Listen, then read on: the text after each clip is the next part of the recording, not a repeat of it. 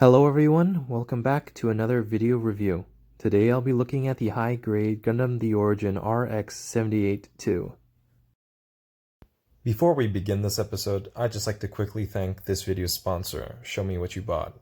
Use code KRUSH12 for 12% off your next purchase at their website, ibuildrobots.ca. The high-grade Origin Granddaddy comes with a nice decal sheet, which I am too afraid to put on. It also comes with a sticker sheet with a bunch of gray caps, which I will not put on because they'll suck. All the joints on this kit, every part, every bit is mostly firm, so you won't have to worry about any looseness. As usual with Origin kits, this kit has a fair amount of posability, starting with a full 360 at the head. The head can look up that far, down that far, and it can also do a little giggity giggity. The arms can do a full 360 degrees around. The arm can move in and out that far. It can also bend all the way up, touching the shoulder.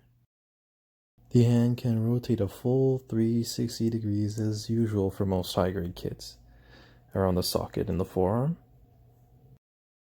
Most notably, this thing has a really awesome ab crunch, as per usual with Origin kits.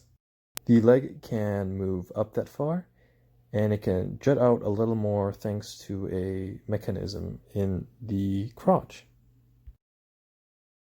The knee has a bend of well over 90 degrees, and as you can see, there's a little gimmick with actual moving parts in it, which is really nice. Unfortunately for this kit, even though it's an Origin kit, there is a lack of forward and back movement in the ankles. However, we do get a decent side-to-side, as well as toe articulation to compensate for the inability to bend the ankle back more. As shown here, the articulation provided by Origin kits can really make your figures pop. On the back side of the Granddaddy, the verniers on the backpack can move up and down. There are also verniers in the legs that you can flip out via these flaps, which are very nice.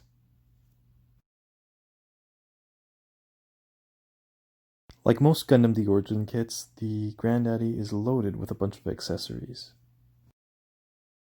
The first variant you can build is the early type RX-78-2, and switching on the parts is a pain in the ass. It is a major pain. It's really annoying. They're very tight to come off, so I probably won't mess with these ever again. So I don't really like this mode that much, personally. I mean, yeah, it's got a bunch of armaments and stuff. It has a machine gun on the forearm, but I'm not a huge fan. The cannon is fully articulated and can come down to the shoulder. The next version of the RX-78 you can make is the middle type. This one looks very familiar to most people. It doesn't have all those other accessories. It's toned down a bit on that. The shoulders remind me of ground-type mobile suits from the 8th MS team, so overall, this mode is pretty great. The runners also come with spare parts meant for the early type, but you can also put them on the forearms for this mode. The RX-78 also comes with its iconic shield that it can spin a full 360 degrees around on its special mechanism built onto the underside of the arm. You can also move the handle up and down. Due to the armament change, you can move the beam saber holders forward and back. However, this greatly affects the friction required to hold the beam sabers in their respective holes. The early type beam rifle has a peg that you can flip out so you can store in the back of the figure. Like most Origin kits, the weapons have a lot of capabilities.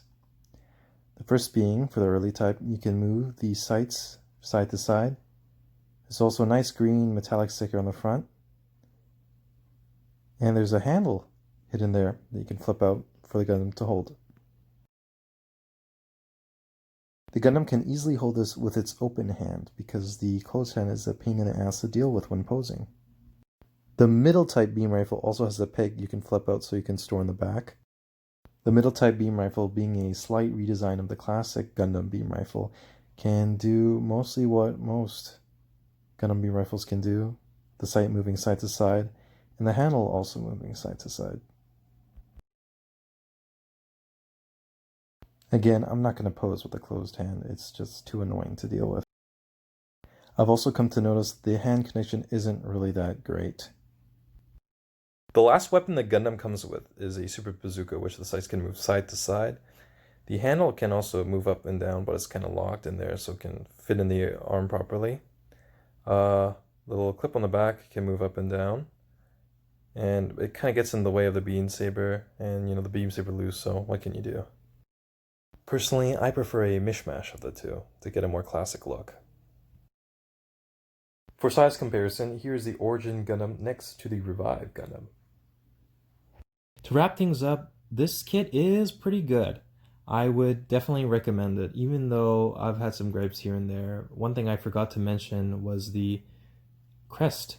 The red bit there keeps falling off, so I had to glue it on. But, this thing was pretty hard to get a hold of, but thanks to this video sponsor, Show Me What You Bought, I was able to get this kit, and I'm really happy to have this. So, thanks for watching. Make sure to subscribe for more. Cheers!